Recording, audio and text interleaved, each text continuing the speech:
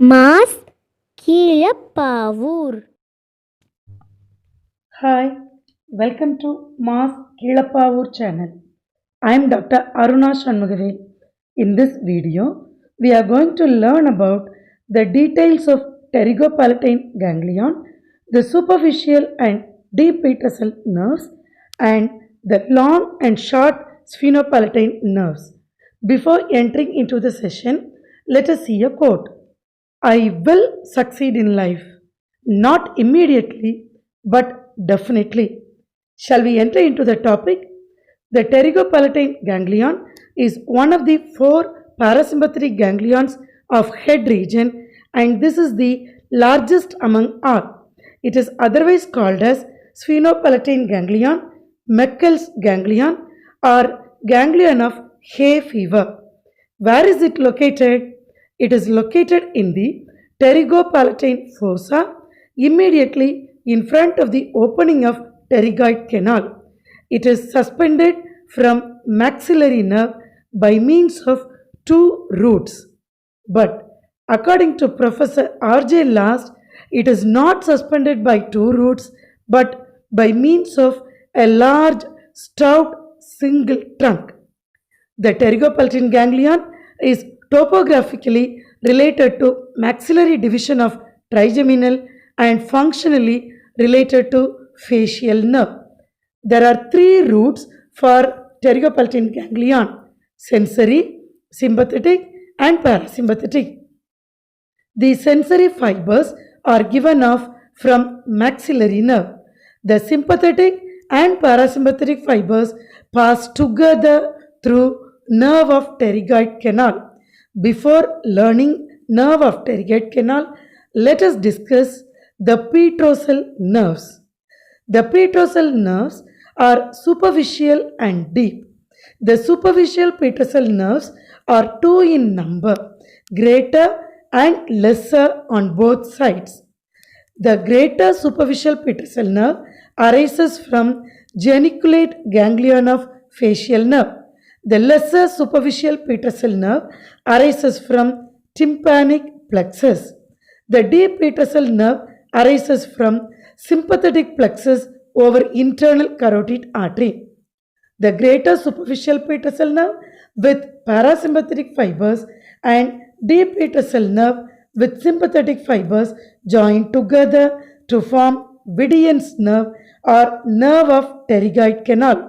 Now, let us trace the parasympathetic fibers. These fibers start from lacrimatory nucleus, which is a detached part of superior salivatory nucleus, then pass through facial nerve, reach the geniculate ganglion, then pass through the greater petrosal nerve, Vidian's nerve, and reach the pterygopalatine ganglion through its posterior aspect. The fibers get relayed in the ganglion. The postganglionic fibers pass through maxillary nerve, zygomatic nerve, then through zygomaticotemporal nerve, connection with lacrimal nerve, then through lacrimal nerve, the postganglionic fibers reach the lacrimal gland. The preganglionic sympathetic fibers start from T1 segment of spinal cord, get relayed in superior cervical sympathetic ganglion. The postganglionic sympathetic fibers pass through the plexus around internal carotid artery and then leave through deep petrosal nerve, thus reach the Vidian's nerve, and without relaying in pterygopalatine ganglion, these fibers are distributed to nose and palate. The branches of pterygopalatine ganglion are nasopalatine nerve, lateral posterior superior nasal nerve, greater palatine nerve, lesser palatine nerves, pharyngeal nerve, orbital branches. Let us see each one of these branches in detail. The nasopalatine nerve is also called the long sphenopalatine nerve. It passes through the sphenopalatine foramen, crosses the roof of nose, supplies nasal septum, and the incisive gum. Next, the lateral posterior superior nasal nerves. These are also called short sphenopalatine nerves. These nerves pass through the sphenopalatine foramen and run forward to supply the posterior superior quadrant of the lateral wall of nose. The greater palatine or anterior palatine nerve passes through greater palatine canal, then emerges through greater palatine foramen, then it runs in a groove seen in the lateral part of hard palate forwards and medially. Its area of supply are mucous membrane of hard palate, postero-inferior quadrant of lateral wall of nose, medial wall of maxillary sinus. Next is the lesser palatine nerve. These nerves are two in number and called the middle and posterior palatine nerves. These are smaller than greater palatine nerve but descend in the same canal. In the lower part of the canal, they diverge and pass through the lesser palatine foraminae behind the crest of palatine bone. They supply the soft palate, uvula, and tonsils. The pharyngeal branch passes through palatovaginal canal, which is located between sphenoidal process of palatine bone and vaginal process of sphenoid bone. It emerges at the roof of nose and supplies the upper part of nasopharynx. This branch is accompanied by pharyngeal branch of third part of maxillary artery. One or two orbital branches enter the orbit through inferior orbital fissure and supply part of the orbital periosteum and also the orbitalis muscle. Do you remember the speciality of orbitalis muscle? Yes, it is the only smooth muscle attached to the bone. It bridges the infraorbital groove. What is the development of pterygopalatine ganglion? It is developed from Schwann cell precursors. These precursors migrate through preganglionic axons and differentiate into peripheral neurons when they reach the size of adult ganglionic structure into which they develop.